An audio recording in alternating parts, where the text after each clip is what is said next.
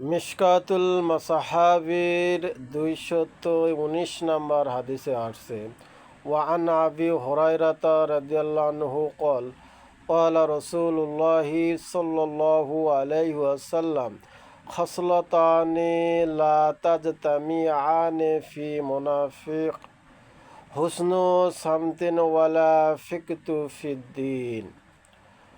হযরত আবু হুরায়রা রাদিয়াল্লাহু আনহু থেকে বর্ণিত, তিনি বলেন, ক্বালা রাসূলুল্লাহি সাল্লাল্লাহু আলাইহি ওয়াসাল্লাম, রাসূল আকরাম সাল্লাল্লাহু আলাইহি ওয়াসাল্লাম বলেছেন, খাসলাতানি লা তাজতামিআনি ফি মুনাফিক, মুনাফিকের মধ্যে দুইটি অভ্যাস কখনোই একত্রিত হতে পারে না।